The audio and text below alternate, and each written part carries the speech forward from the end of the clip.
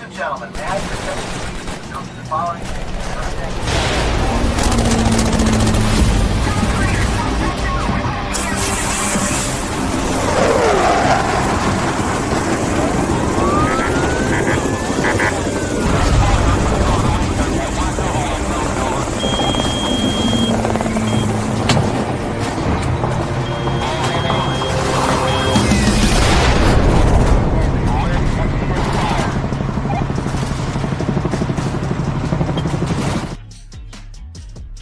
What's going on, everybody? It is Thursday at 7 p.m. I'm your boy Ty.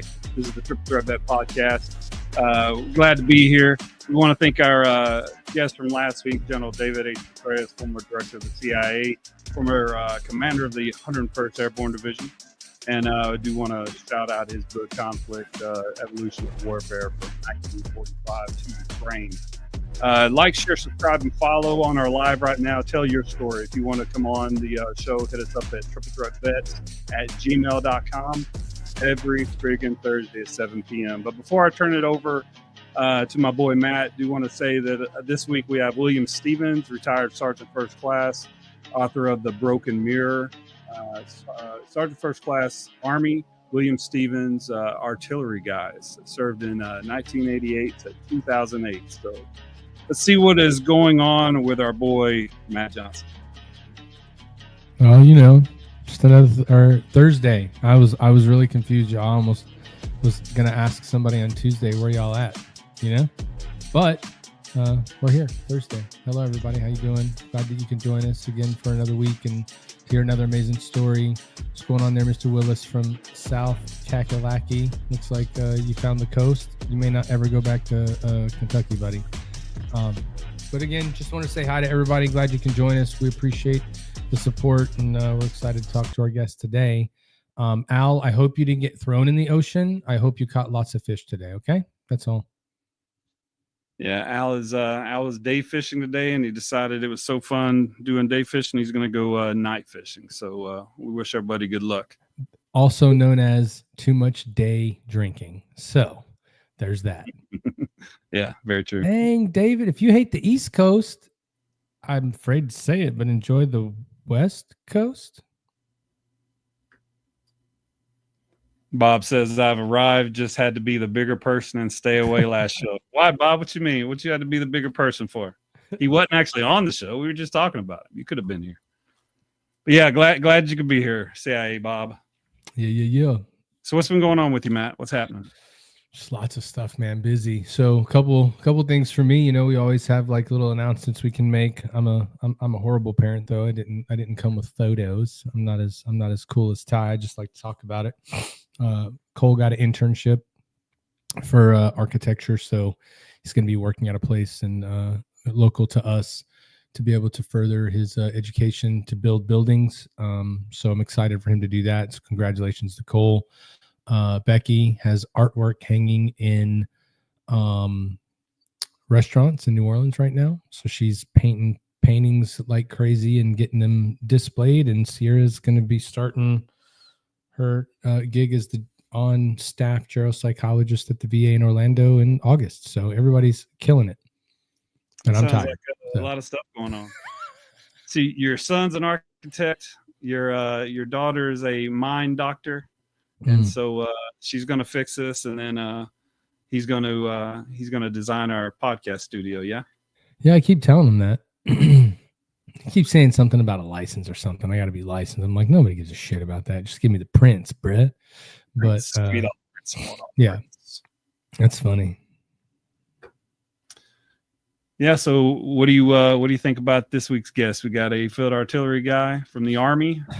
Yeah, I'm surprised that he's going to be able to jump on and hear what we're saying. Field artillery, dude, man. Those guys are right next to the boom. You know what I mean? I'm sure he'll have some funny stories of us. Oh yeah, absolutely. It's going to be. You know what? I think it's pretty exciting to talk to somebody from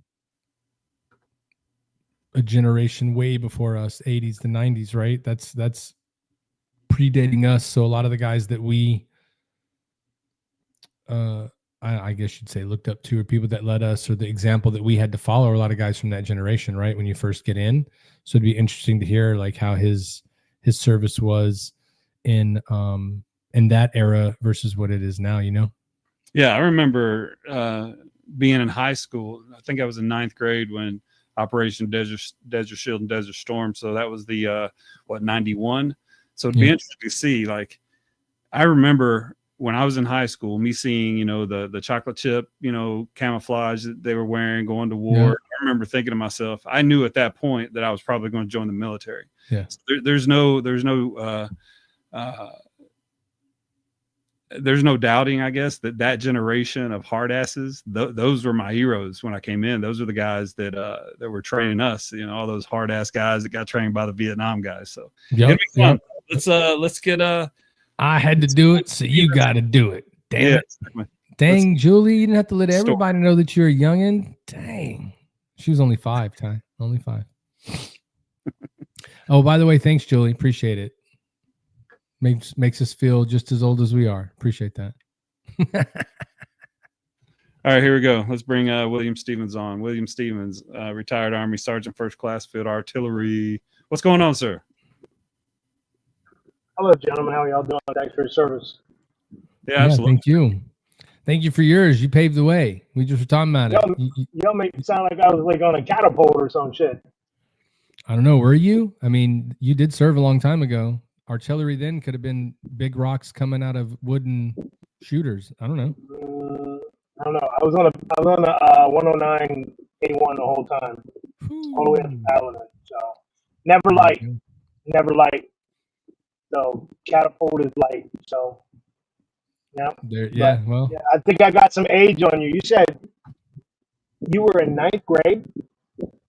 Yeah. I turned 50. Desert Storm. Yeah, I remember. I'll be 56 in 2 weeks. Yeah, there you go. So some of the questions I want to get into, we'll get into them in a second, but just the dynamic from, there was a definite change in how our op tempo went, what our TTPs were across most combat MOSs and definitely across maneuver brigades after 2001. But everything that I learned, you know, pre-2001, everything I learned is from like your generation. So how we went about doing battle drills 1 through 10, you know, how you break down weapons. It's just, there's a difference to doing it when you were in your era than you were with ours. And I like all the hard asses that came from your era, man. Like I just remember all those guys that were the platoon sergeants when I came in. They came in the mid to late 80s. You know, I just like that era of the military. You know, the Cold War was going on. It's a different dynamic back then, man. You know, than just fighting a war because some terrorists decided to crash 4 planes into a bunch of our property over here in America, but. The Cold War was different. You know what I'm saying? Hitting our property. Well, I don't know how else to say it. Like it was, we were there because of terror, and then they were on those walls because, the Cold War in Germany, Russia. It was just a different dynamic, and the training was different. And I just want to explore that with him because, 80s, man. I'm an 80s baby. Well, welcome to the show. Like we said, William, thank you. We appreciate you coming on, man. This is going to be super exciting. It's not every day we get to talk to someone who wrote a book. Too bad Al's not on. You'd have to give him the audio version. I don't know if he'd want to read it, but he would probably try to listen to it if you could figure out how to get the earplugs in, But it just came out audio. It just came out audio. Make sure, Al Hero, you can listen to it. You don't have to read, You can go to the 1821productions.com and go up where he can go all the way down, and at the very bottom it'll say audiobook. Click on audiobook, and my marketing team put all the audiobook links on there. It's like 25 audiobooks. Nice. But it's not on Audible yet. I just got a message and they want to be. There you go. And Bob, the answer to your question is yes. This is Bash Al Night. When you don't show up, you get bashed. If you've ever been on here to see a night that I, for whatever reason, didn't show up, you would have thought that like I would have stole something from him. So yes, this is Bash Al Night. He's night fishing, also known as night drinking. So that's how that goes. But back to you, William. We appreciate you coming on. I'm excited to hear more about your story. But what we like to do with every one that we bring on is we like to get to know you a little bit better before we get into what you're doing currently. So if you wouldn't mind, sir, Tell us a little bit about you growing up. Where are you from? Where did you grow up, and what was it like for you being a kid growing up and coming to that age where it was time to think about joining the military? Carlisle, Pennsylvania, home of the United States Army War College. So I graduated from Carlisle Senior High School in 1988. I was in a very toxic childhood. I used to watch my dad beat my mom with frying pans, and then my dad used to beat my butt with the railroad belt. Most of the time, he was so drunk he would beat me with a buckle. So, as like I said in my book, after hearing my sister sing like a dead cow, being a skateboarder and no car, growing up, getting all the no car jokes and stuff, and having shopping carts put in front of my house tied together for prom, it was time for me to like get out and join the Army. So I went to the recruiter, and he showed me this picture of like these howitzers firing over a lake. Nice sun. I was sold until I got to Fort Sill, Oklahoma. Never rode an airplane in my entire life. Flew a crop duster all the way to Oklahoma from Pennsylvania. Was in a cohort unit. Went to Germany, and 19 years old, was in Desert Storm before I could blink my eyes 2 days after Christmas in 90. I remember our battery commander came in on the 23rd and gave us green Christmas Army stockings, and then told us that we're leaving. We didn't even do any training. I guess we did like a Hornsfeld or a Grafenbeer, and that was it. Like, we weren't even trained as a battery. It was more about survival when we hit the ground. So you said you're from Carlisle, Pennsylvania, right? So right next to Carlisle Barracks, so they do a lot of schooling. Yeah. Mm-hmm. So Jim Thorpe is from there. Yeah, Molly Pitcher was there. Going from there, growing up and being in the situation that you just described growing up, which is horrible. I'm sorry to hear that you had to go through that. That sucks. What was it like once you got into basic for the Army? Like, you went from one situation where, let's be honest, you knew struggle and what it meant to persevere way before anybody else did, that you went to boot camp with, right? What was the change for you going from the environment you grew up in to now being in the Army? Took a boy and made a man. I'm telling you, I mean, like, I don't know if you remember when the drill sergeants used to like hit you. I don't know if you remember the drill sergeants used to hit you with like freaking with their brown round on your head and spit all over you, and then what are they, shark attacks and all that, man? Dude, they called my name and I was in the back of the bus. I had like an attitude problem. They didn't say my name, and I ended up, when we went to basic, you had dot day on your boots. Like, you had black boots, and then you had your black boots with a dot so that the drill sergeant could see that you change your boots every day. Well, I was the private that had to put the dots on the boots because I had an attitude problem. And then my other buddy, who was a star private, we were known as star privates because we had attitude problems. That got fixed real quick. So, and then, yeah, man, when I heard that we're all going to go to Germany together, I think where it all reflected to me is like when the recruiter told me, hey, you didn't get a bonus, but you got Europe as an option. And I'm thinking, ooh, I'm going to Germany. And we got to, I think it's the 21st Replacement Detachment in what was it, Frankfurt, Germany, I think. Yeah. And we all got there. I remember we were riding the bus, and I didn't speak no German, so I didn't know what Inglang and what Onspot and Inglang was. I thought it was a city. And somebody told me, no, dummy, I got your field artillery, it's an enter and exit. So when we all stood, all of us cohort guys, we stood on like this checkerboard. Like, we went into the replacement detachment in Germany, and there was red checkers and black checkers. Anybody who was on a black checker, they went to Turkey. Anybody on a red checker, they went to Germany. Everybody that went to Germany, I've seen them through my whole career. Anyone on the black checkers and my battle buddy Jackson, never saw him again in my entire life. So is that you guys took completely different paths after that, or is that like they went to Turkey and said, this sucks, I'm out? You went to Germany, drank tons of beer, and were like, this is cool, I'm in for a little bit longer. Yeah, actually, I didn't know all that existed because, like, I mean, like, in high school, I only knew history, but, like, I never traveled. I never been around the world or anything, man. Like, and the guys took me out, and it was a whole different world, man. Like, I really met my first girlfriend there named Maria. She was like Hispanic, like a Hispanic blonde. She was from Valencia, Spain, I believe. Yeah. Her parents didn't speak no English, but I met her, and we kicked it off and stuff. And I thought she was gonna be my wife until I got deployed. But she stayed loyal to me when I came back. I took her to the United States while I was on leave and treated her absolutely like garbage. Like I said in my book, man. I thought I was a big bad private man. Well, special said. I thought I was the big bad man on the projects. When I came back, it's like, oh, I made it through combat. I'm the man. So, oh well. That combat situation, Desert Shield, Desert Storm, made me re-up for 4 more years. So let's rewind there. So you went to Germany, and then Nuremberg. You went from Germany over. Where'd you go? I was in Nuremberg, Pinderberg. And so you went from there to Desert Storm, right? Yeah, 20 was it? So 90. So we left on 27 December 90, and didn't come back until May 91. So, do you have any stories to share? I mean, I know you have a lot that you've detailed in the book, but any stories to share of your time there that you would want to bring up that maybe is not in the book? Anything that you remember? Anything that stands out? What's not in the second book? What's not in the second book? In the first book, this book right here, The Mirror, I wrote a poem in there called 96 Hours. The war was 96 hours.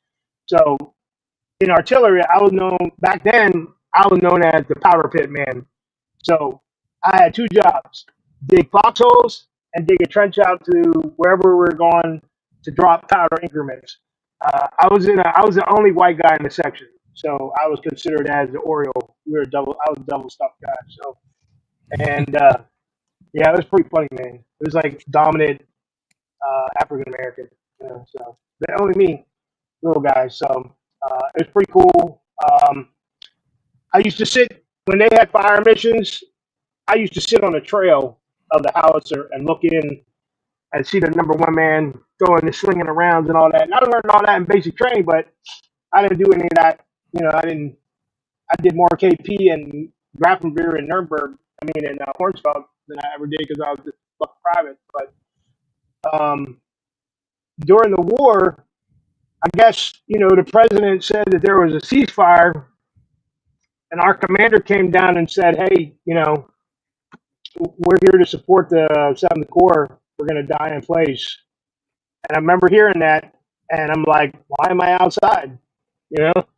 And the number one man, he was doing something, and the breech broke his wrist, and there was no one to load the rounds. And my chief said, "Get up here!" And I got up there, and I guess they said there was a 45 round prep. When they called ceasefire, the whole 7th Corps, 1st Armored Division, whatever was behind us, all unloaded on the Iraqi Republican Guard, and I fired a 45 round mission. I don't know how long it took me, man, but I was broke off, man. And I think when we were done firing, that's the hardest thing I ever did in my life, man. I climbed up on top of the howitzer and laid there. I remember it was pitch black, man, and I didn't know what MLRS was. And I remember seeing all these rockets later on in my military career. I told somebody, and they're like, "Oh, that's MLRS." You could see all the MLRS rockets like going over my head and just going. I believe they went to the highway of hell, man. Like they just annihilated that place, and I felt as a proud American, man. Like as a soldier, I was like, "Am I really seeing this right now?" Like going over my head, But that and T-72 tank coming into our position. I didn't even know howitzers could fire direct fire. We didn't learn none of that in basic training. I'm standing at so the engineers dug us in, and I didn't know what the LD was back then. I do now. You know LD, but we were in forward of the 1st Armored Division. Our battery was like the Bravo Battery 2-1FA.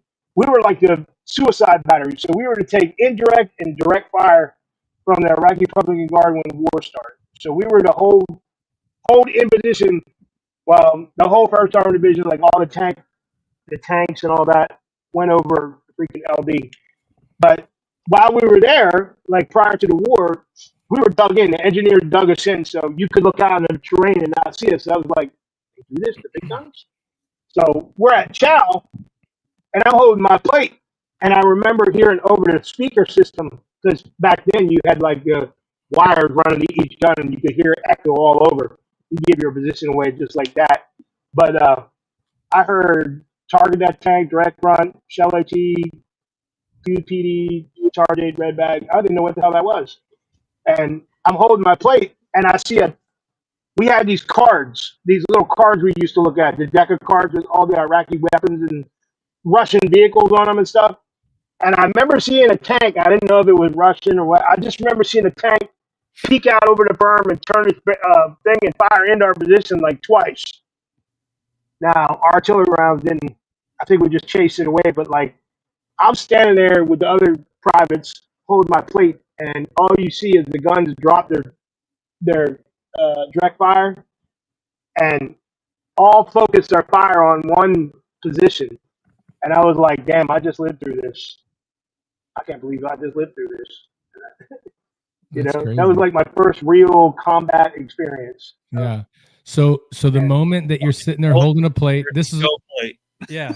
So I imagine like I'm ready to go eat. Then you hear all the bombs go off, and then Shit you myself. look, you're like, oh my God, that thing just shot at us. And then you go like this.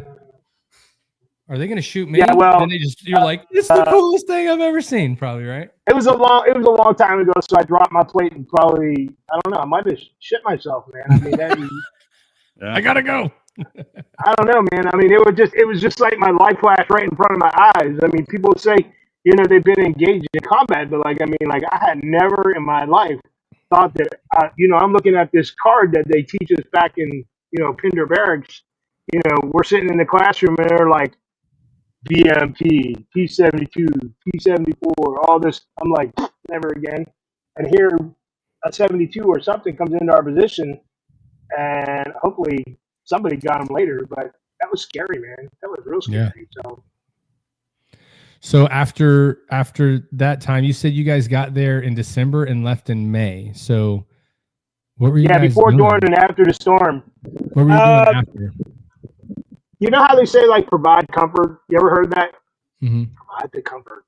We weren't providing jack, man. We were, like, burning stuff in the burn pits. And all that equipment went to Doha, man. Like, we had to prep all that equipment we had because, like, I think they already knew we were deactivating because, like, 2-1 field artillery is no longer. I mean, like, when I got back, man, they were like, got orders for Fort Carson. I'm like, really? I'm leaving? Thanks for I telling didn't know me. that. I probably stayed 2 months and I was gone, but we burned a lot of stuff. We stacked a lot of stuff. I remember they dropped like connexes of like boxers and t-shirts and stuff, and we were just giving that away to all the Bedouins and all that stuff. Like, remember being in the desert and they drive around on a little white pickup truck? Remember that? Yeah. Bedouin Bob? Yeah, man. Bedouin. Yeah. Bedouin Bob? Yeah, man. So, but yeah, they were like, oh man, they were helping the Kuwaitis or the Saudis. Man, we ain't seen none of them people, man. We seen some sheep herders and stuff like that, but like maybe they wanted some MREs, but we would give them pork, man. Yeah. We'd give them the bad stuff, man. But yeah, want some pork? Here, man. So. You also just said a little bit ago that being over there and in that situation and going through that experience made you want to stay in for 4 more years. Is that correct? What about the experience, if I heard you right, made you want to stay longer? Yeah. I mean, I think I believe that my chief believed in me. I don't think my chief believed in me. Like, you remember what a pink slip was? You remember they used to give people pink slips? Oh, yeah. Yeah, so my chief was racist. Like, as soon as we got back, it wasn't even like he went to war. He was gone. I was like, where'd my chief go? He's no longer in the military. He got pink slip. I was like, what is the pink slip? But you know what? Actually, special weapons. Special weapons, because I didn't know what a top secret security clearance was, because like they vetted me, And yeah, when we came back, they, you know, in the Cold War, they had what's it called, special weapons. So in artillery, we have a thing called the Copperhead, and they had 2-time and 3 code switches, and they had a team to assemble the round. And then me, I was just one of the bucks who stood outside, like guarded the trucks, because there was 4 trucks, and no one knew where the rocket was, the round, the Copperhead. So I was one of the guys who like, don't come in here. This is special weapons. You can't come in here. So it was my turn to be the time and code switch guy. Like I had the, you know, I had it in my head, like I didn't have it on a piece of paper. I'm like, your number is 02, and his number is like 123. Like, don't tell anybody. He go out to the bar and get trash, maybe like, I'm in a code switch is like 01. But yeah, yeah. But we found out later what that mission was, man. It was like a suicide mission, man. Like I was always wondering, why are they firing this round with like 100-foot lanyard? Why are they doing that? Well, because when you fire that round, it's a nuke round and ain't nothing left. I mean, as soon as you pull the lanyard, it's just like backblast and thank you for serving our country. Thank God we never had to do that, you know? So, oh, wow. But I remember them saying, you served in the Cold War, you're going to get this certificate. Right. Okay. That's technology back then. Still wait. Hey, but I will tell you one thing if you let me talk here. When I was in Germany, when I first got to Germany, I drove for my battery commander, and we did a thing called Reforger. And while we were in Reforger, we went to this kind of like today they're like Comic-Con, but this is like a military con. And that's when the first time I ever seen a woman in the field artillery, because like the Brits, the Canadians, all these artillery, like what we have now is what they had back in 89. I mean, in 90. I'm telling you, man. Like we had the Crusader project that Shinseki axed, and they had like they had self-loading systems with women gun chiefs, like leaders in the guns back then, and they were using GPS and all that stuff. And I was like, we're still opening the 2 doors on the back of the howitzer and running back and dropping off powders, and they're just like throwing the stuff out or putting in extra cans in the vehicle, you know? Like our gun crew was 8 people. Their gun crew was like a driver, a chief, and a gunner, and it self-loaded itself, you know? I saw equipment back in 90, like in different countries, man, that could you imagine what the other countries have now? But I mean, like, we have stuff that they don't even tell anybody, because I wrote about that in my book about AI, you know? A lot of people be kind of wondering why I wrote about AI, because of the technology we have today. So, but yeah, that was pretty cool. I got to see some kind of weapons demo thing back then. So how many total years did you serve in the Army when it was all said and done? 20 years. And so retired. What year did you retire? 31 October 2008. So Halloween. Going through 20 years in the military, being in that trek, which we're all familiar with, I mean, you crossed over a lot of technology advances from when you joined until when you got out, right? So I'd be very curious. So I went from... You just wanted to do 20 and get out, or... No, I had to get out. In the book, it talks about you always have career killers. You know what I'm talking about, career killers, like people that stand in your career. Mm-hmm. So when my last assignment was New Cumberland, I was there for 4 years. I was kind of like a field artillery advisor. I'm like, why the hell did they put me in New Cumberland, like 20 miles from my house? So I found out we were going to evaluate National Guard and Reserve units, and I was like an observer controller trainer, like at NTC, or at, was it JRTC, Joint Readiness Training Center? So we were observer controller trainers, but, you know, our MTEL was glasses, helmet, and walkie-talkies, and a canteen. And all we did was evaluate, but I didn't evaluate because they took my top secret and made me like the S2. So I helped do like briefings to the units. When the units, we went out and evaluated, we would go, well, I wouldn't. I would help prepare because we had a warrant officer who wanted to do everything. He was the OIC of the S2, and I was just the plebe. Hey, I am a sergeant first class, getting dogged like a little baby. You stay in the office, and I'll go do all the chit chat, right? But our mission changed in 2005. The order came down that we were going to move from New Cumberland to Fort Dix. They didn't care about the families or anything. They left the families at New Cumberland, and we all went up to Dix and started training soldiers for Afghanistan and Iraq. And I mean, it was like 24 hours a day, constantly. I mean, they were just night operations. Like when we got there, they didn't have anything. We were like dragging connexes, getting engineers and stuff to drag connexes. And then like the chief of staff and the Army Sergeant Major came. That whole thing changed to a mock city and everything. And it's like 3 weeks later, it's like a whole city of Iraq, and we were running units through and stuff. And then I believe in, was it 2006? Yeah, 2006. They were like, "Hey, we need five volunteers to go to Iraq." And I was like, "Hell no, I ain't gonna go this." And they were like, "Stevens ain't married. He's going automatically." So what they did is they took a major, a captain, and 3 sergeant first classes. They called us, Ty probably know, Combined Arms Assessment Team. Yep. Yeah, so we were told that we were going to go over and evaluate training. The training units that we trained, they wanted to see, we got to write some stuff down and bring that back to the United States and say, well, they're doing it different now. But when we got to Kuwait, because we had no weapons, we were like the laughing stocks in Kuwait because everybody be clearing their weapons in the mess hall. We just be going like this. We have no weapons. They're like, "You're going to Iraq with no weapons?" We're like, yeah, we we're that badass. Yeah. So, and that they even gave us like some unit came and gave us little patches. Like I remember my daughter just asked me for my DD 4214 for her my chapter 35, and I have the fun meter. Have you ever seen the fun meter patch where it says fun meter and it's like yellow, green, and red? It's a meter. They gave us that, yeah, and we put it on there for a couple of days. And they were like, "No, I'm not use that. We're just, But we went up there. The scariest thing for me was flying up. I had never flown in a Black Hawk. We did the thing called the Map of the Earth.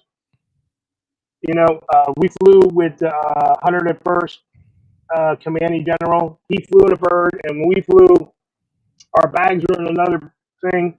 It was the major, the captain, and 3 sergeant first classes, and we did this thing because they were telling us, they gave us like this safety briefing and told us like, "Hey, if we get shot down, like, damn, I'm glad I learned close quarters combat. Before it was combatives in Korea, because I went to close quarters combat in Korea. Like, well, I guess I'll use, these are deadly weapons, so thank God we didn't get shot down. But I will tell you one thing, and I will salute one of the units that we trained, and that was like the Puerto Rican National Guard. When we got to Fallujah, we got briefed by the command of the Puerto Rican National Guard. They were badasses, men and women in that group. Like, they were like a mail unit, like a postal unit, and they changed them over to artillery or kicking down doors. Man, we got there, and I don't know if y'all remember, they used, like, and later on, the gunners would wear like a EOD suit, like a bomb suit. It was so bad. And the shield to the helmet was like this thick. And we went into the briefing room as a tent. There was no AC. It was like a briefing tent. And there was a guy sitting there with a neck brace on in a chair, the commander, and then 2 females, and the helmet with the freaking, I believe, a 50 caliber round, piercing round in the helmet. And they were like, "Welcome to Fallujah. You're here to collect classified data." Like, they were giving us the whole briefing. They're like, "You'll be loading up in the gun trucks." They gave us a sidearm and an M4. I was so damn scared to get out of the vehicle, man. I had forgot all my training that I've ever forgotten my entire life, but we went through some IED attacks. We went and looked at IEDs on the road. I remember talking to a female that said she stood on top of 2 155 projectiles and didn't even realize it until she walked away. And when they were driving away, it blew up. I was like, crazy. But yeah, we went to Fallujah. We went to Fallujah. We went to Baghdad. We went to the airport. We went back to my old stopping ground in downtown Baghdad at Al Mansur district. Different places. We were on there for like 1 or 2 days because we were just collecting data. But when we got to Fallujah, they had, everywhere you go, you had to wear your uniform, and they had like the concrete barriers where you walk through to go to chow and stuff like that.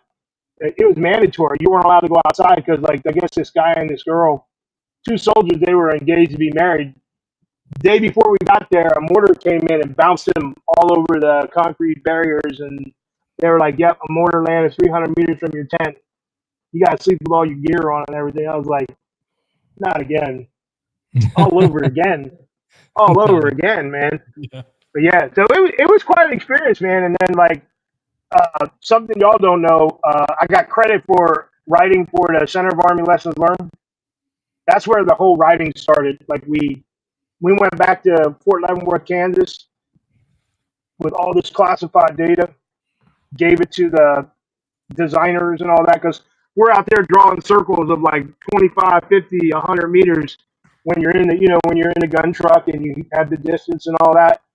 And then the other thing is, we took all the weapon systems and broke them down by every little piece, because like soldiers were getting like taken out, and they were doing like investigations and saying if the weapon system was completely, mounted correctly, you could have used it properly. Like, remember we used to run around with no T&E mechanisms and stuff?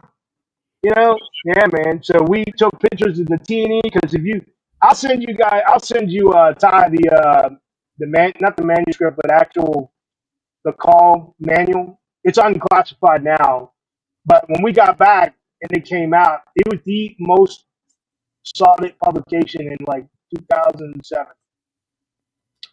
Yep. Oh, yeah, definitely. Yeah, man.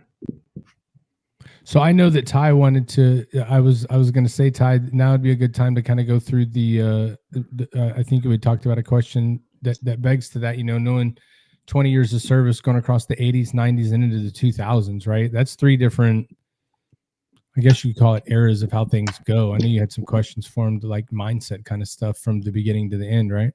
Yeah, absolutely. Like you kind of talked about, I wanted to touch on the field artillery part and kind of the mindset for that in the 80s, and then, but kind of talk about the mindset and maybe a day in the life of what it was like when you first got to Germany, just shining boots and stuff like that. Like, what was the Army like then? You always hear stories about how it was hard and harder, and then progressively every generation, their military is softer or whatever. So just what was a day in the life in the 80s like for you?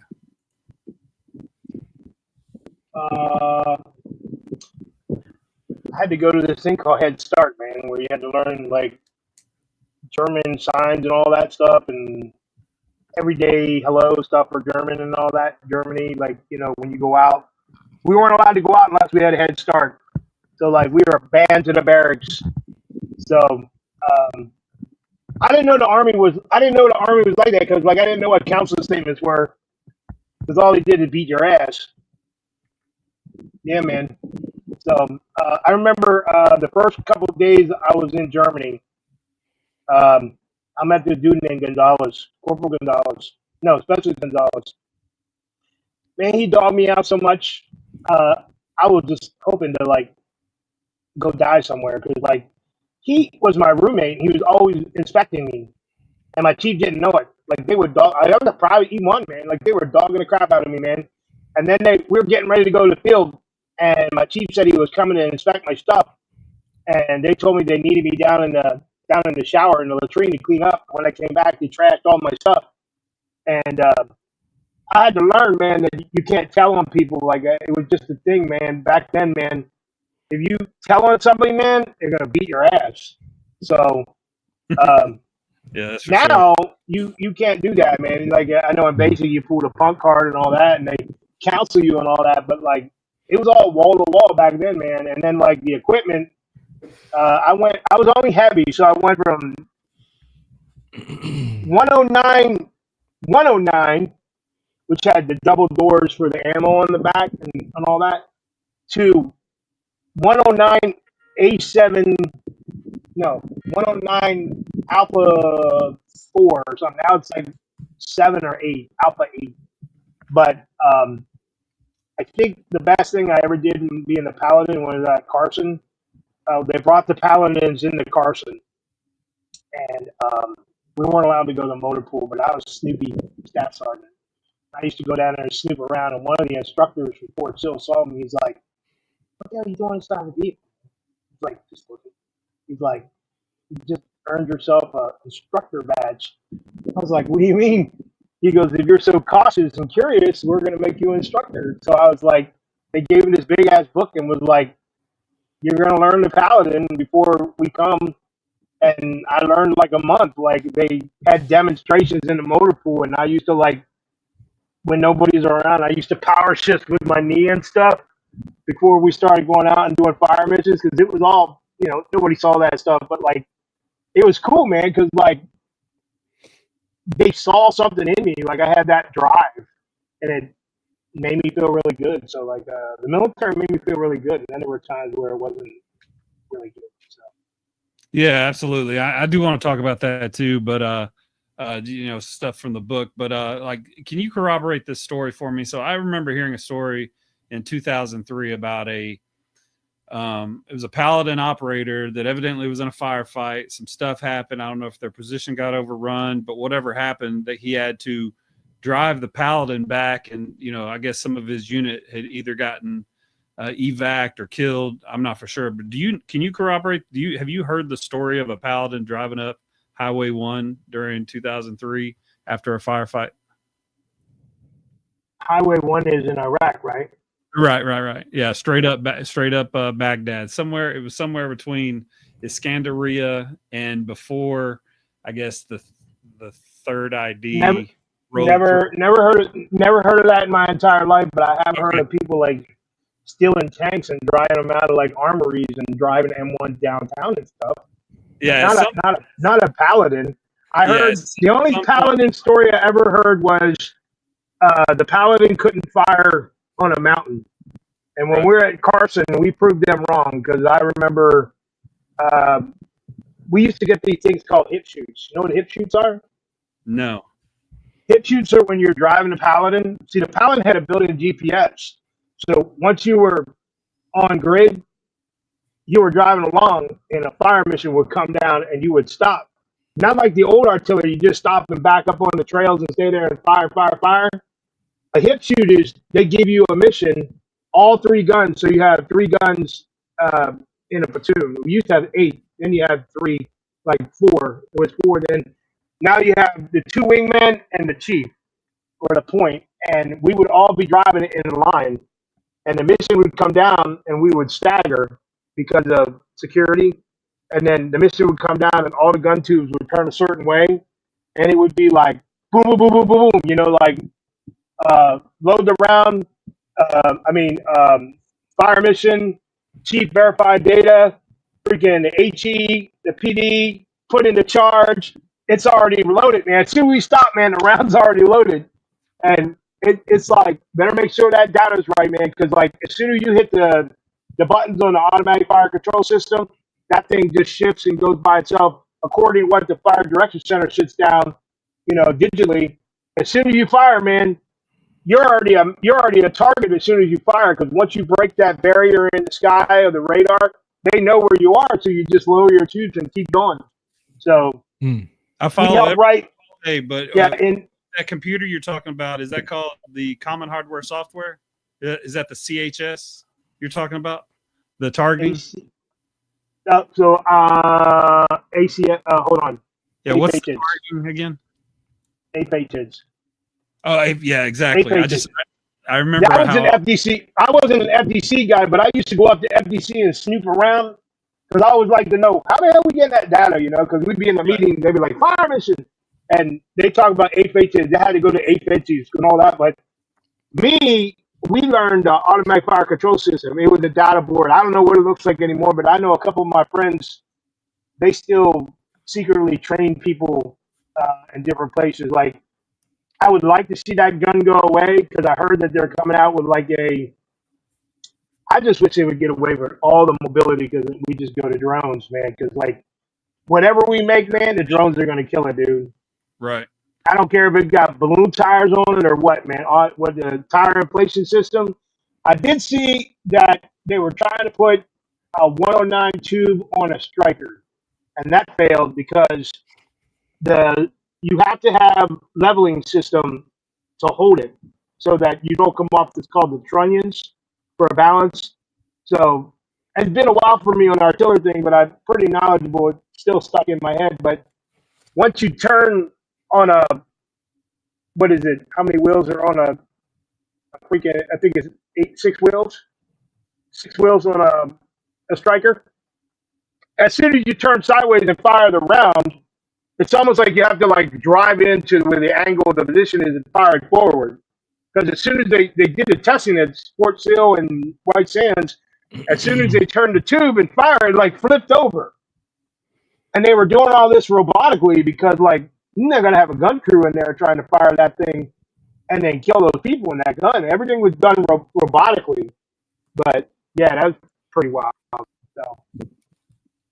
So you were talking about earlier. I think you said that your dad beat you multiple times and beat you on a regular basis. So what was it like going from that? Because you talk about this in the book, and then I would definitely want to get into all the amends and everything you want to do for your daughter. We'll hit that up probably after the break here real quick. That's your childhood PTSD right there, man.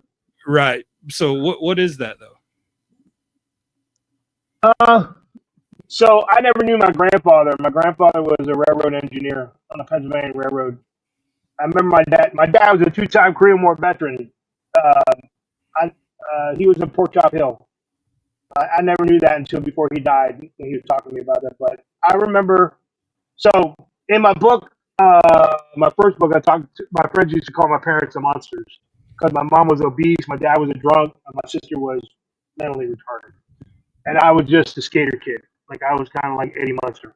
But my dad used to like get his pay. So both of my parents worked at a carpet factory, like the local Maslin's carpet factory. Now it's all gone and everything. But like that was the place to work. That's where everybody in Carlisle worked. So my mom did something and my dad did something with skids. And my dad, I know they both hated their jobs, but that was the way of life. Like we didn't have a car. They both had epilepsy. I grew up with no car.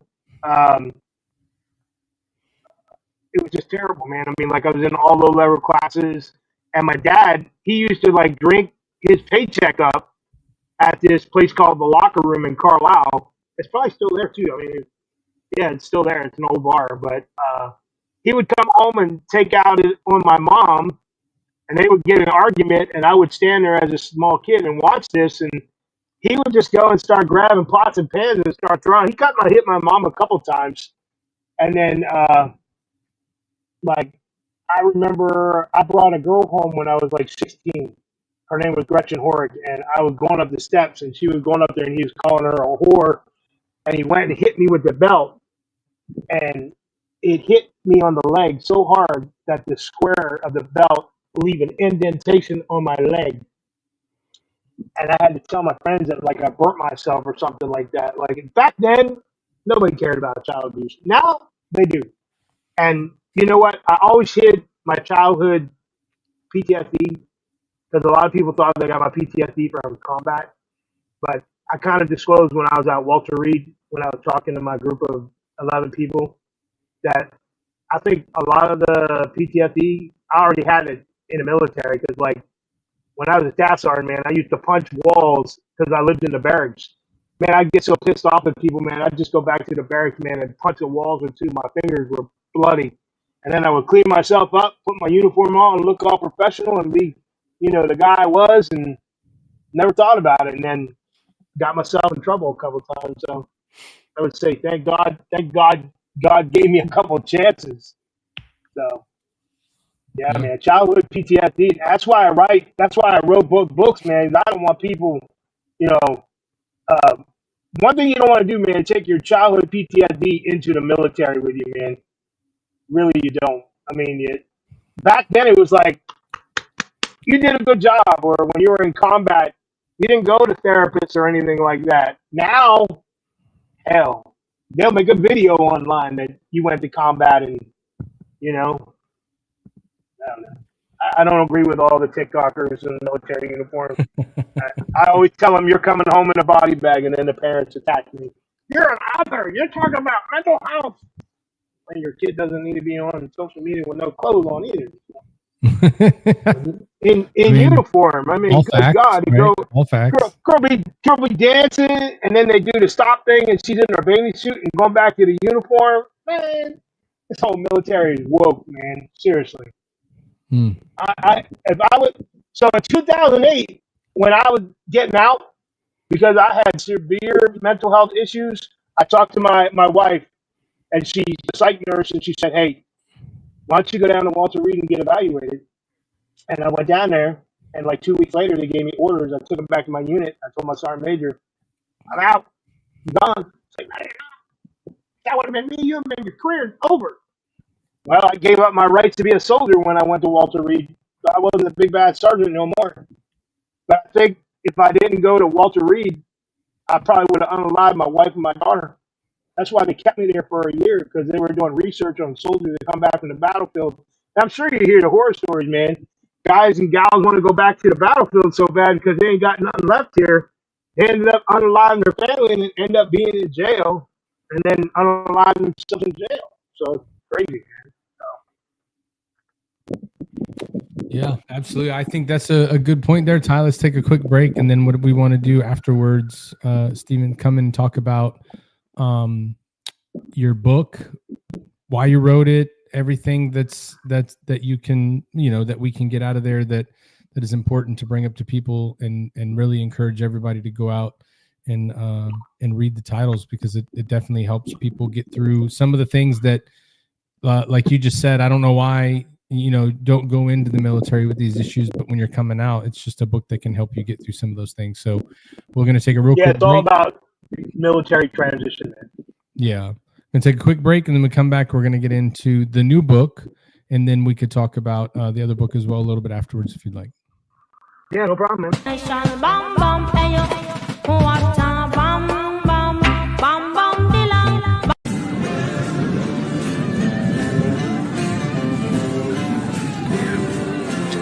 Where's the first tee and what's the course record? I'm ready. Don't remember what happened last night. Heard I got in one hell of a fight. Head feels rusty like a hammered nail. How the hell didn't I go to jail? All I know to do is grab a horn to prove. Start round two. Come on.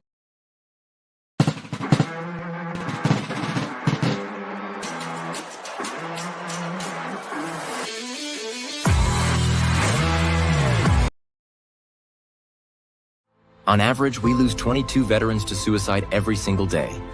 These heroes who once fought for our freedom now battle invisible wounds. Mission 22 is dedicated to healing our veterans and providing them the support they need. As a leader in our community, we stand with Mission 22 as we believe in giving back to those who have given up so much for us. It's our way of saying, thank you for your service. For more information, visit mission22.com.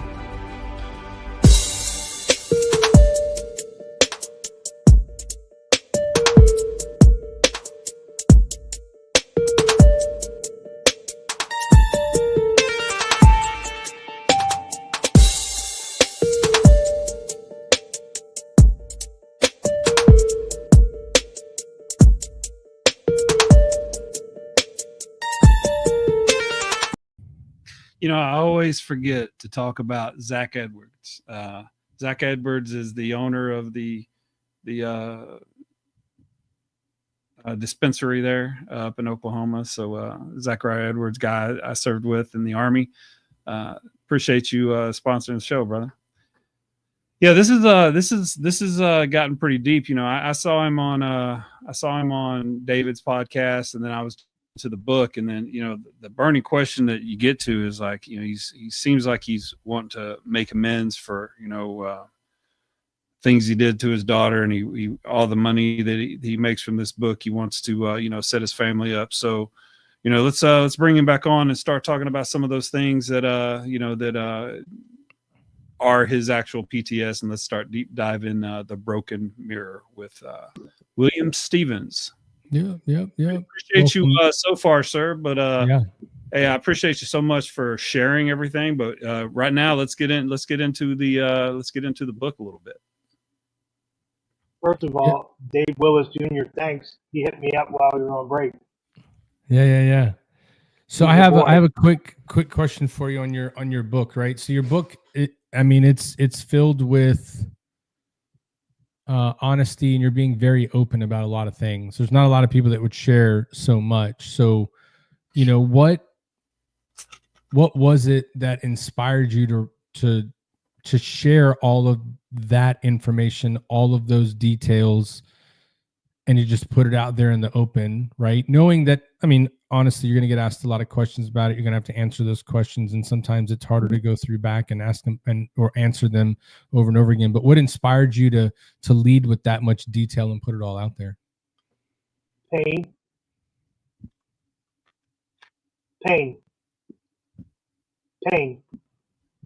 Toxic childhood, toxic marriage. I used to work for the civilian government for 16 years. Toxic working with them. Getting fired because I had PTSD and didn't agree with a lot of stuff. And then not knowing who my kid was for 3 years when I got out of Walter Reed, because I don't know if you saw. Did you see the grunt style guys? They're in DC right now fighting about like over medicated veterans that are killing themselves and stuff, unaliving themselves. So I talk about that in my book about long-term medication use. If people don't believe me, man, like I've been with the same psychiatrist since 2008, and I don't think there's any veterans out there that've been that long with a psychiatrist. Oh no, not indeed.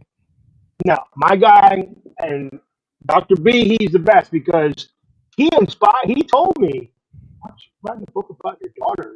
Like I'm like, I'm not a writer about my book, but the mirror and then the broken mirror, because the broken mirror is that tool that you need to transition out, because like most of these classes now are all virtual.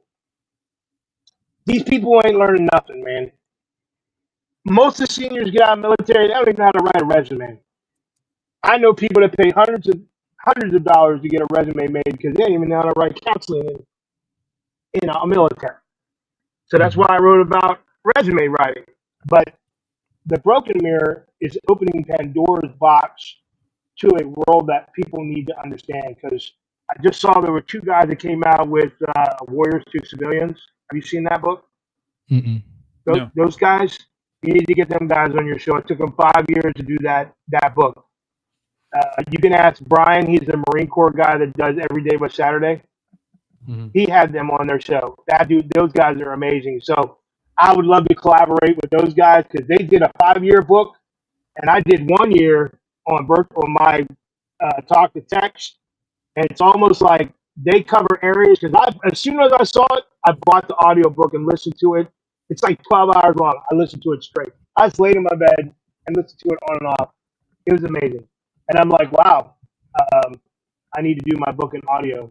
So, but there's a lot of people out there that are struggling. They can't read.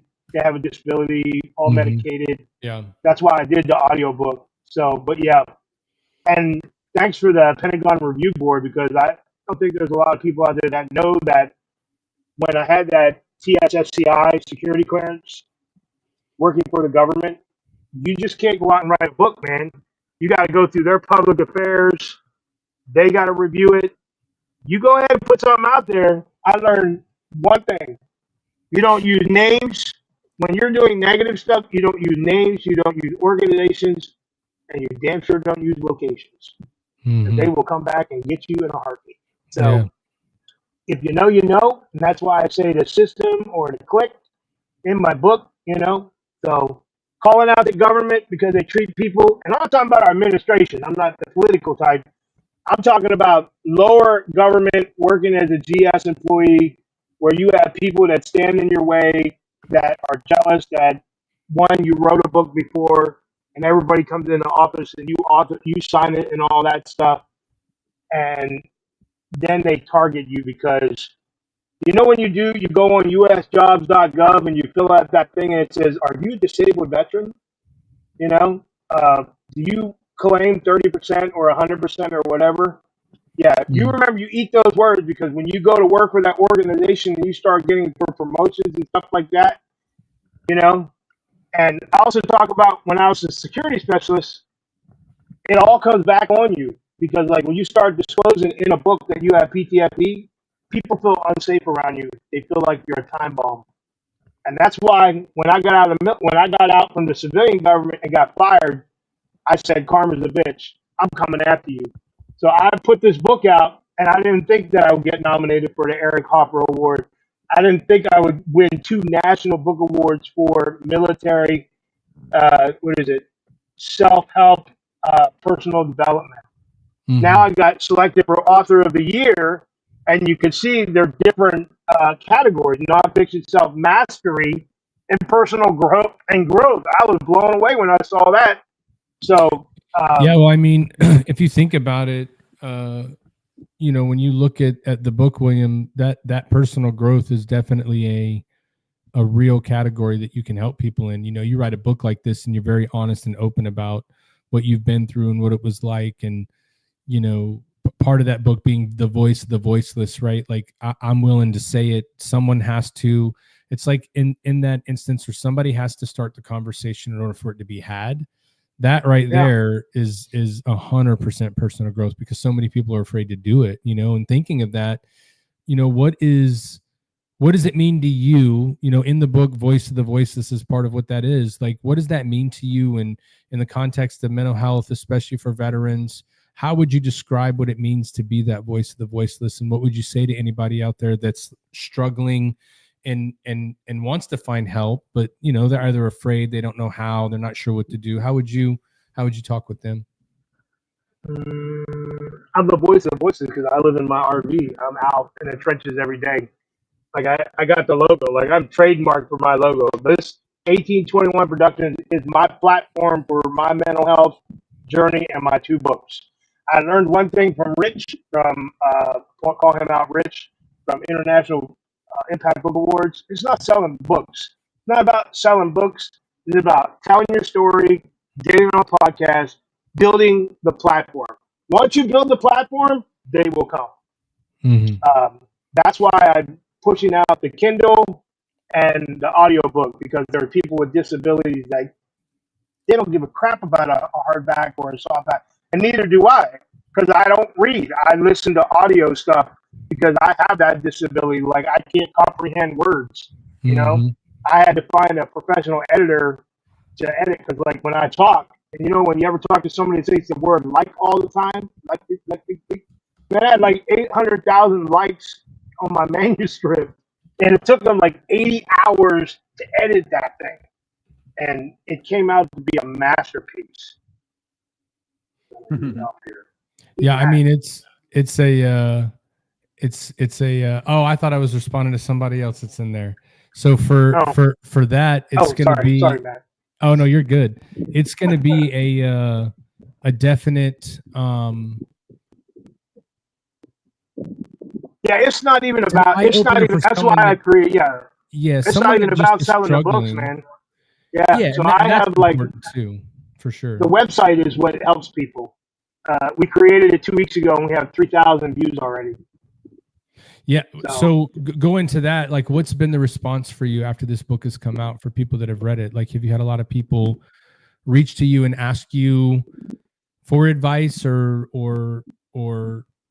you know, a lot of people are going to ask, what should I do? And I think that's the biggest. I've given more books out. I've given more books out on the road than I have sold books. I buy the books out of my own money. I live off my own retirement, my own disability. I'm not a nonprofit. I'll use a story. I won't use his name. I think Navy is, what is it? Master of Arms. Am I correct? The police? Yes. Yeah, Master of Arms. Yeah, Master. So I met a guy in Davenport, and I didn't even know who he was. So I gave my book to the lady that worked the front desk at the campground, because she just looked like she was on edge all the time. And I'm like, she told me that police officer friend of hers committed suicide after 30 years on the force. So then I went in one day, and she goes, "Hey, you might want to talk to this guy. He was going to commit suicide. He's suicidal." I'm like, "Well, I want to talk to this guy for it. Like, I don't even know his story, man. Like, is he a veteran or what's going on?" She goes, "He was in the Navy." So I sat down with the guy, and he said that the only reason he was in Florida was because his son was going to join the military in the Navy and be a master at arms, like go in and be a military police officer, and he got killed by a drunk driver 2 weeks later. And I was like, good God. So I gave him my book and didn't even think about it, man. I just said, hey, man, if you can't read it, man, just hold on to it. And then I went to go check on him. He was a couple of rows back from me, and he was in the hospital. I heard he came out. He said he was in the hospital for a week. I'm like, what? He said, yeah, he was throwing up blood and stuff, and he said he took my book. The only thing he took with him was the clothes he had on his back in my book. And he said, if it wasn't for your book, man, it would have saved my life. It saved my life. And I was like, man, you get reviews, and like this is just one that you could just tell people on the internet, that it helps people. Like there are so many things in there: death and dying, adaption, medication, freaking resume writing, freaking the story about my daughter building the bond. I want people to understand when you're all medicated, man, you can say no.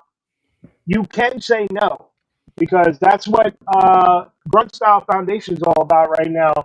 I'm not a big supporter of them, but I'm trying to. But they're at Capitol Hill right now because you go and get a checkup and they want to prescribe another drug to you. Man, when I got out of Walter Reed, I was on 8 different bottles of pills. Now I'm on 2. And I just beat diabetes. Okay? Because of the coping mechanisms and stuff. Yeah, man. I mean, I'm going to be 56 and I beat diabetes. I got diabetes when I was 43 years old. Yeah, man. Yep. Well, God bless you that you made it out of that, right? That's a scary one for sure. So yeah, but still, the medication still gives you the tubby stuff. So even though I walk 3 miles a day. Got to be warm. Yeah. Yeah, I'm working on it. I'm hoping when I give my speech in July that I'll be a little slim, I don't want to go up there looking like Stay Puft Marshmallow Man. Yeah. So what's the plan for you then? Like what do you hope that you can do going forward with the book, because obviously I'll tell you what I just heard you say a couple minutes ago, that you've given away more books than you've sold. When you're on the road, you see people that need it, you give it to them. So you're obviously doing this because at the end of the day, you just want to help people. That's it. That is the number one thing. Help people. If you can touch one person, it's going to change the world, right? What's your hope for the future with the book? What kind of things are you trying to, push out there for people? What do you want people to know? Like what's the plan going forward for you? Well, now that I got awards, credible awards. I mean, if you don't know what the ERIC HOFFER Award is, you have to do your research. But international, I mean, it's like the big people are seeing my story. And like you all have dove in and looked at it. Like you're the first podcast. I've been on several podcasts that have actually did a deep dive into the book. Now, I know Travis, he's a Marine Corps veteran. He did a deep dive, but didn't ask the questions, but said it was an amazing book. But I'm not looking to be a bestseller. I'm damn sure not looking to be a New York bestseller, because I'm telling you, man, I've been scammed so many times through marketers and stuff like that. I'm an advocate for authors who get scammed. I'm an advocate for veterans that have PTSD and mental health. I believe mental health is a life sentence without parole. That is my motto. Because I work in the prison. I work in the prison system, man. And they leave murderers and killers out on parole, but you live with PTSD. Even though, if you see some of my videos, I used to blow you guys up with my videos. The little guy fighting with the dragons and stuff. That's you fighting your demons off, man. Because I try to reach that gaming crowd with the lower video, with the fighting video, and then there's people going through the mirror with the broken mirrors in life. You gotta break those mirrors, man, to get out and do what you need to do, man. Because there are veterans like you and me. We try to get some of these veterans off the couch. The worst thing I hear is a veteran saying, the VA ain't going to help me. Well, you need to get off your lazy ass. And if you have someone like me that does a morning message, I don't know if you all know it, every morning on my 1821 Productions Facebook, I do a morning mental message. It doesn't matter if I'm sick, it's between like 6 and 9. I will get on there. I will talk sometimes for 5 minutes, or hell, I talk sometimes. When you got PTSD, you talk for 20 minutes. But people love it. And I mean, I don't have a lot of followers, but I built my platform on 1821 Productions to 1.5K followers myself. And now I have a marketing team that built an amazing website. And I don't think I'm going to stay with them after July because I'm not selling anything. But you know what? They built a platform for my message. Because you know what? Every time somebody reaches out, they're like, well, I got to look at your book. What's your book different to my book? 1821productions.com. And then they come back and be like, yeah, you support veterans. Yeah. What am I going to talk and type all this stuff on my keyboard for you every time? 1821productions.com. And like, I got my own, like, my marketing team was like, oh, let's do cuts. Let's do, man, I don't want to do that stuff. It's a mental health platform, you know? I don't want to sell anything. I'm selling my books. If they don't sell, then we'll use a different strategic marketing plan. But I'm telling you, man, if you think that you're going to put your book on KDP and it's going to sell, unless you're a celebrity, it's not going to sell, man. Yeah, it takes hard work, man. It takes hard work. And stuff like this right here, a lot of authors don't know. You have to do podcasts. I also have my own podcast. Y'all know I have my own podcast called Crawl, Walk, Run. Yep. I haven't done it because I dropped the StreamYard because they were killing me for $34 a week. But yeah, I can't afford that living in an RV, man. So I'll be back on the StreamYard soon, man, because like I got like people knocking my door out for interviews. But all it takes is to be honest, man, it just takes a microphone to record, and then you can drop it into whatever you want, YouTube or Spotify, whatever, man. If you need help on how to do it super easy until you can get back to the point where you can use a platform like this, just hit us up, dude. We will help you. That's how I do my morning message. Yeah, I drop it into YouTube and Yep, same way, brother. But you were saying, Ty, I haven't seen one royalty to my book, man, at all. Since 2018, like, my daughter has a youth account, and now she's getting ready to turn 18 in mid-June. That youth account will be transferred over to her USAA account that I got her set up on. And I got my funeral stuff set up with some of the royalties, so she doesn't have to do any of that when I die. And then any royalties that come in, and I'm going to tell you, man, royalties coming in right now are like $7. You sell a $27 book on Amazon, you're getting maybe $1.41 or something because they're printing so much. But I found books.by for anyone that's out there that's an author or a veteran that's struggling to write a book. Books.by. You get 100% of your royalties. They tell you who bought your book, and you get an email, and you can send them an email and thank them. Very easy to put your book up there for $99 a year. I've sold more books on Books.by than I've had my first book out on Amazon since 2018. Wow. I've already sold 10 books on Books.by since I've had it. And some people have told me, amazing book. And I'm like, thank you. And now I'm on 20 different streaming platforms for the audiobook. And I just got a message while we're talking that it'll be a day or two until it hits Audible. ACX just hit me up while we're talking. Wow. And I did that. It took me 3 hours to upload all that. But I think The Mirror will be audio with the same narrator, Roy Venezuelos. He's an Army veteran. He has an amazing voice. If you haven't sampled that book, if you have not heard the sample or the punk rock song in the beginning called Chapters, you're missing it. I'm telling you. My buddy John, who's a Purple Heart recipient in a band called Edgewood, he's like a executive government guy during the day and a secret punk rock singer at night. He wrote a song called Chapters. It's about mental health, PTSD. He gave me the rights to that song, and you're not going to find too many audiobooks with a song in the beginning. So we have the copyright. We have the copyright for the book and the military and all that for the Pentagon. And as soon as that happens, man, Chapters come on, and you're like mesmerized. Yeah. But yeah, I'm having the same narrator do The Mirror. That's awesome. Second edition. So, yeah. All right. It is time for something that we call the Triple Threat Vet Hot Seat. So this is where I'm going to ask you about 10 questions. Just say the first thing that comes to your brain. Okay. Everybody put the glasses on. Well, yeah, because it's hot in here. Okay. All the glare from the lava. Okay, check it out. Tell me about your best friend or your battle buddy in the military. Jackson was my battle buddy in basic training. Him and I were inseparable. We got to Germany, stood on checkers, and he was gone. And is he one of the people that you never really got to talk to again after that? No, never talked to him ever again.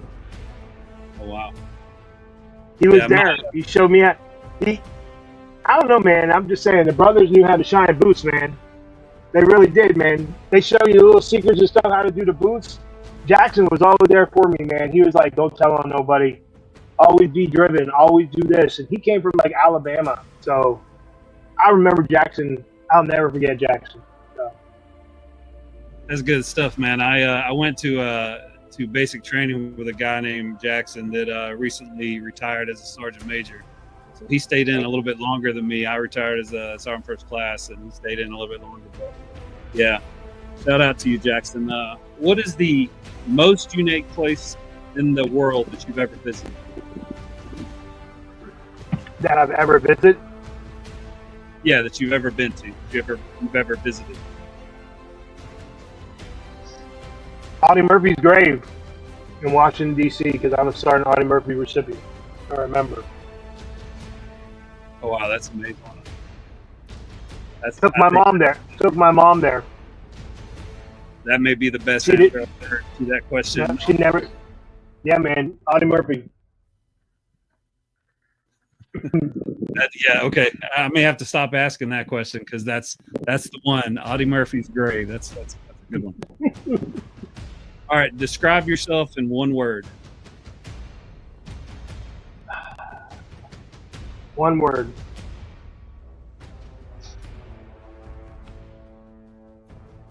Empty. Empty. Why empty? Because of PTSD? Are you not been fulfilled in the book? Still empty? Pain. No, pain. My daughter told me to create the 1821 production shield as a protector of veterans. So if you tell me a story, I suck in your pain. I give you my pain, and the shield is the protector of veterans. So pain. Empty. I'm empty, man. I don't have a relationship. I have a cat and a dog, no girl, no guy friend, nothing. I interact with people on the road. I believe a relationship and is you're broke and drama. There's too much drama. I don't like drama because it causes heart problems.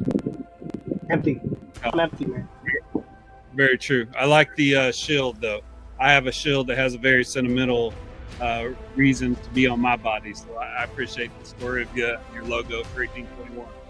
Hey, I'm trademarked, man. I paid for this trademark. That's what I'm talking about. All right, tell me the plot of your favorite movie. The plot of my favorite movie. Oh man, dude. The plot of my man, I'm a Final Destination guy, man. That's all I'm gonna say. Oh, Final Destination. Yeah, man. The freaking logs coming off the truck, man. How they keep reusing them in the movie, man. It took years to make a new movie, and all the new Gen Zs are like, "What the hell is this?"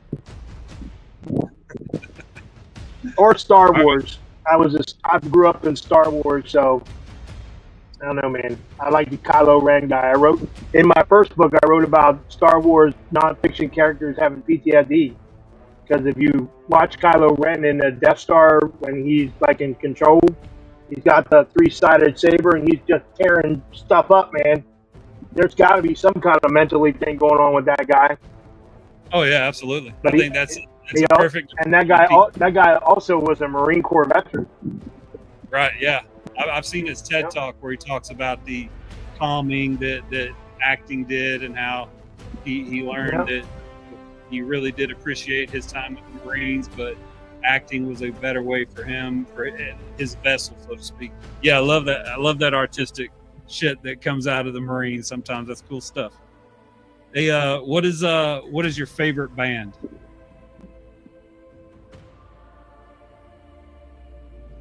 Do you know that logo right there, brother? Is that Led Zeppelin? Hell no, that's Breaking Benjamin, man. Okay. No, don't know that. I'm a Breaking Benjamin, Papa Rope, or Deftones. All right, what's your favorite song by Breaking Benjamin? Oh my God, man!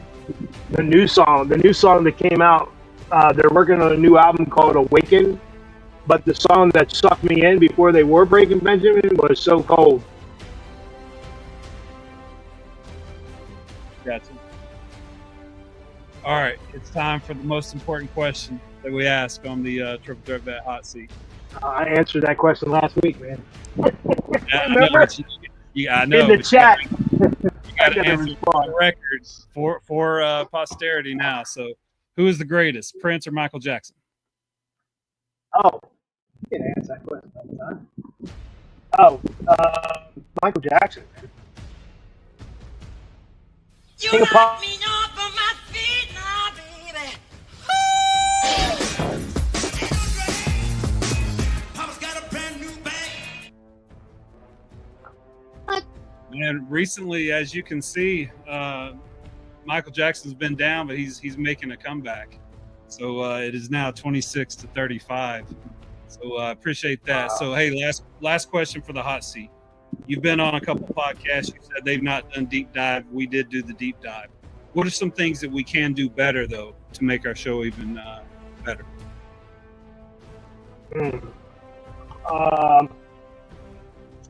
Yeah, it's your show, not mine. But yeah, but as a guest, you're the only show. You're the only show that sent out like a freaking man. They want to know everything about you. Like, I mean, like, you guys don't joke around, man. Like, some people are just like, we're gonna send you the link and you'll be on the show. You know, I'm like, you want some pictures, or we'll just ask you all that stuff. We'll just look you up on the internet. You guys did a deep dive. I think one of my videos would have been cool to play, man. If you have one of my videos, I don't know if I sent you the 22 a day veteran video that I actually put out when I first did my Broken Mirror book. Because it's PTSD Awareness Month. So I think when you feature somebody and they have a video, like a video package, like 30 seconds or 45 seconds would be really cool. Because, I mean, like, it would have been cool. Like, did you guys do a video package on General? But you did a video of him calling all the people during the war, right? Yeah. That's Guidons. Yeah, that was actual footage, right? Yeah. Yeah, that was cool. From our deployment, yeah. Oh, that's good feedback. So that's all that stuff where we asked. That's all the framework that Matt puts into place. You know, as he's our senior chief, he's the CEO of our production company. So he's the one that does all the business stuff. But yeah, once he does it, I'll normally deep dive the shit out of it. And then when I see something that a lot of veterans are going to relate to, PTS, very professional team, man. Thank you. I appreciate that. But when I see something like you, where you have PTS, you're trying. Let me turn this music off. You're trying to help veterans. You've been through some stuff. You were in a. I feel like I'm on fire, man. You got a little fire underneath me. Yeah, that's why it's called the hot seat, baby. You got sometimes you got to get a little bit hot, but but I appreciate you sharing your story, because I mean this shit's important, to be able to share the things that you share and still move forward. And like, you're mobile, man. You're out there with the people. Like I can see some great things happening for 1821 Productions, and I hope this book does a lot to make amends for the things that you said you're trying to make up to your daughter and your family, and just thank you for putting it all out there and showing a way that things can be done. I mean, that's what we're doing. Like, your book has already helped one person from not killing themselves. And to me, that's a success for you, having to sit there with your audio to text shit and do it. So thank you very much for that, sharing it. And like Matt said, if there's anything you need, in the interim for a little bit, we'll be happy to help you out. Yeah, man. Yeah, absolutely. The thing I was going to say was I kind of didn't say it, but when I got out of Walter Reed, man, I didn't know who my kid was for the first 3 years of her life because I call her mom and her bitches constantly because I was so zombified. I'm up at 2 o'clock in the morning trying to take care of a 1-year-old, trying to write my resume, and my wife is asleep and yelling and screaming at me and telling me I'm a failure and I'm the bread maker right now because she's at home taking care of my daughter. Now she's 17, and I feel that she has this agenda, like a vendetta against me because, like, I paid $30,000 for her competitive cheerleading, and it's almost like there's no thank you, there's no birthdays, no happy birthdays or anything. But you know what, man? I'll eat bread and water for that kid, man. Because you know what? My sister just died a couple weeks ago. My mom's dead. My dad's dead. My sister just died. They're 61 years old. That kid is allowed to carry my Stevens family name, man. And I told her, do me one favor when you get married. Please have the Stevens name because you don't want to be a king. Because when you were out there performing, what name did you have on your back? You're a Stevens, always be a Stevens. And I will do to the day I die, man. When I die, these books and 1821 Productions will be passed on to that kid. Well, I tell you what, you will. Yeah, you will. You will see soon. Like that will turn around. You've done a lot to make amends for that, and the fact that you're being so open and honest about it in your book as you talk about it, I think that people are going to see that, and especially your daughter's going to see it one day. And it's like all kids, man. They're young. I didn't think my parents knew anything. They were not very smart. Then you figure out later, like, oh my God, I'm doing the same thing they did, like in retrospect. So eventually she's going to see the light at the end of the tunnel and see what you had been through and see what you did to try to bring it all the way back. And the fact that you haven't given up, number one, and number two, that you would still do anything and everything you can for your daughter. Like, she's going to see that one day, and it'll turn around. I know it will. And, I commend you for doing that. A lot of people in our community would, there's a lot of people that just go, well, they don't care, then why do I, whatever. And we just, the easiest thing for veterans that have these kind of issues to do is just walk away from it and separate themselves and then pretend like it doesn't exist, because if they don't care, then I don't care. But at the end of the day, there's a hole in that heart that needs to be filled, and the only way to do that is to do what you've done, right? You've poured it out there and shared a lot of yourself with everyone, and so I'm telling you, in the future, she's going to see that and be very grateful. Promise. And appreciate it, man. It's going to live on forever. That's the other part of it, Yeah, appreciate it. Yeah. I was just I'm just grateful that you're able to come on and share your story. Our whole focus is to make sure that we help people tell stories that are meaningful to them, kind of like you said with your book. You're not here to be a famous author. You're not here to be on the New York Times top selling list. You don't want to be a celebrity. You just want to help people. Right. And the same thing. And I really believe, just like, a lot of people have told you from, the marketing perspective of things, if you do it because you love it and it's something that you're passionate about, all you got to do is keep doing it. At some point, it's going to hit and it's going to be impactful. And so there's no way that I don't see that happening for you with the books that you have currently. And I'm sure you're not done writing books. It's just you're no, I am done. Library. I am done. So I do audio monologues. So I have a news page called Storytime with Steve-O on Facebook groups. You guys can go check it out. I just did an audio monologue for my sister. Even though I didn't get along with her, I had to do something. Yeah. So I talk sometimes when I'm lonely to my phone. Like, I have so many monologues, I could just write another book. But if my daughter would have got her third world championship in competitive cheer, I probably would have written a book called The Champion without her knowing it. And then she probably would have came back and sued me and like, Dad, why are you putting all these pictures out of that? Yeah. But yeah. She didn't get the third world championship, but you know what? All her friends are going to college, and she is now a Top Gun coach. If you know what Top Gun is, competitive cheer, they asked her to come at the age of 17 to be a coach. Wow. And the little girls are knocking down the adore to have her be a tumbling, to get her tumble, to teach them tumbling. Wow. I believe my daughter, one of the people told me my daughter, because I don't see my daughter perform much, she's one of the best tumblers in the country. Nice. Yep. Well, congratulations. She's got her mom's natural looks, so there's nothing fake on my kid, and she's got her dad's determination and drive. So Perfect combination, right?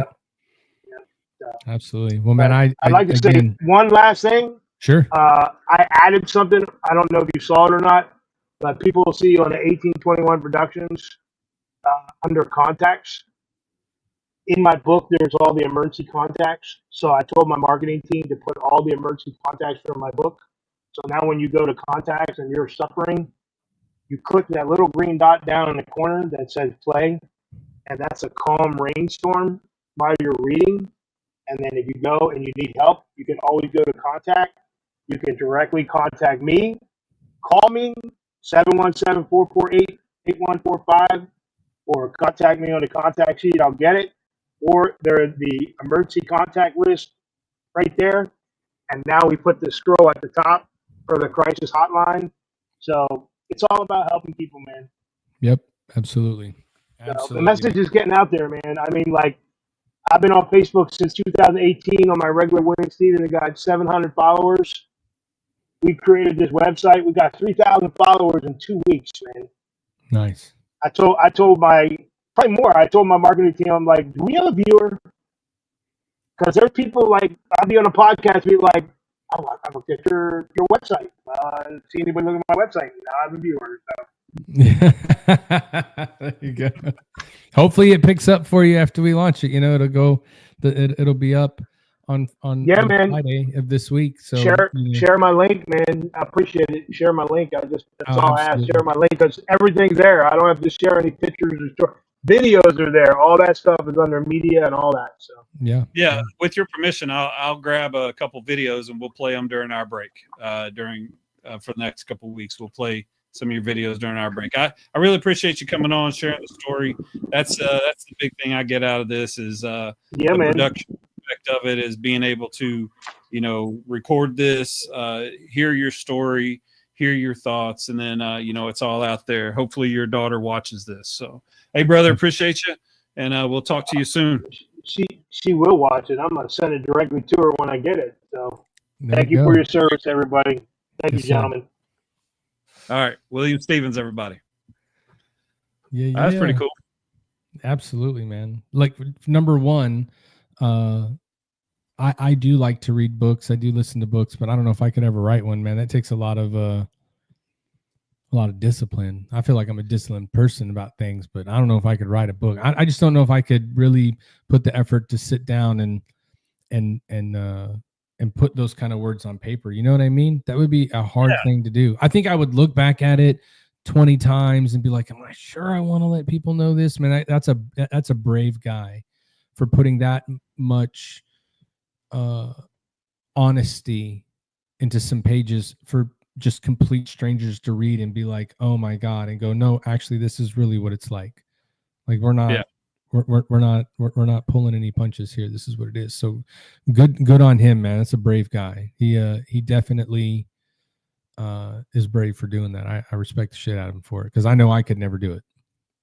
Yeah, my daughter Cadence and I had talked about writing a screenplay for like a movie, but it'd have to be funny. It'd be like a superhero funny military me, but like putting my actual problems out there and being so vulnerable with it, maybe issues you've had within the family, that takes courage. And there's a lot of people that are out there that are suffering from that very thing. Maybe they've not talked to a family member for a while. Maybe they haven't, been to certain outings. Maybe they don't like going into public, so the framework that Mr. William Stevens is laying is going to help more than just his relationship with his daughter or his family. It's going to help a veteran. And that's what we like doing. So just for that reason alone, man, just like, I mean, I enjoyed, you could tell that when he was he was meticulous about everything about it. It seemed like he probably had most of the technical manuals memorized. And, just sometimes when you're out, I can identify with the part of him that I saw. It seemed like the part that's out, you're almost kind of lost for identity. You know, you really get used to living a certain way, and then when life changes, you know, sometimes it can you know, it's rough. So he's a very courageous man for doing that, and applaud his service. So who we got coming up next week? Next week, it is us. Bam. Yeah. We should interview Al Hero. Yeah, let's interview him. What the hell? We are going to do an interview on Al Hero, almost like God damn, I wish we were in person, because we would turn on the spotlight like it's the 50s detective movie. But where have you been for the last 3 weeks? You know what I mean? And just do one of those things to him. Yeah, we'll definitely do that. It should be fun. And then the week after, we got Levi Harrell, a friend of mine from high school, U.S. Army veteran, poet. Like this dude, this guy talks about a myriad of subjects. Like he goes deep into a lot of different things. I love hearing people from my past talk, and definitely we'll hear his story as a veteran. Levi Harrell next week. Yeah. Well, man, that's about all I got. I really appreciate doing this. And what do you think about the day change? You like Thursday better than Tuesday? I think it begins with a T. So. Yeah. Listen, here's what I'll tell you. For anybody out there that listens to us, it honestly doesn't matter what day we're on, right? Like any day is good, because what I know is any day that ends in Y is a good day to tell a story of a veteran, first responder, somebody that's been through some stuff, somebody that supports our community and has a story to tell. So as long as there's a Y at the end of the weekday, it's a good day to tell a story, man. So Tuesday, Thursday, Monday, I don't care. Like when we can, if we have to do it another day, it's good. But I will tell you that I know us going to this day is going to help a couple of us be able to get back into some of the things that are important to us, and that we strive and talk to people about on here. For instance, veterans, especially you recent veterans, get involved in your VFW, go to your American Legions, go out there and see what it's like to be around that group of individuals, become into the leadership part of that, understand what it is that they really do for you, and know that in some cases, some of the nonprofits you like to go hang out with have that opportunity because of the things the VFW has done in the past. So it's important to know that you learned the history of the service that you served in because it was important to do that. Now, understand the importance of those historical things in the veteran community. Again, Ty told everybody today, like, subscribe, share, follow, tell people about us. If you have a story to tell, reach out to us. We're happy to try to work out to get you on so you can tell your story, because everybody's story is important, and that's just what we believe. And you know, I'm gonna help out from Al's perspective today. Before we get out, call somebody, check on them, see how they're doing. You never know what your phone call to somebody could do in any given moment. You know, it may be the one thing they need to be like, oh my God, someone is out there thinking about me, you know. And for anybody that's, you know, separated from service or has been in service for a long time, you know what that feeling's like. And then last, just so y'all know, we're still selling fucking t-shirts, okay? So y'all need to go to sameflagsameoath.com. You need to go pick up these shirts so that we can give some money to a veteran charity. So we are going to announce a little bit of a incentive to this contest in the next couple weeks, hopefully to help you get off your ass and go spend your money to buy a shirt, because we really want to make sure we maximize the potential of what we're doing for these organizations and helping them at the end of this year. And then again, thank you for listening. We appreciate it. We love you guys. We can't wait to see you again next week. And with that, I'm out.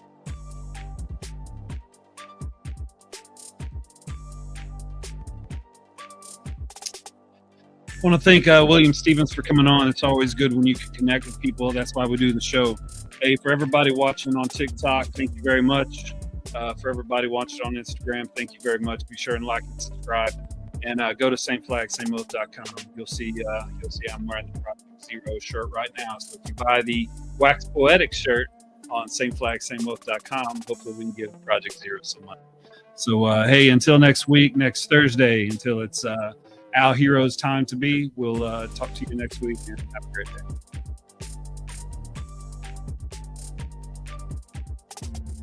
If you or someone you know is in crisis, contact the Veterans Crisis Line at 1-800-273-8255. Then press 1.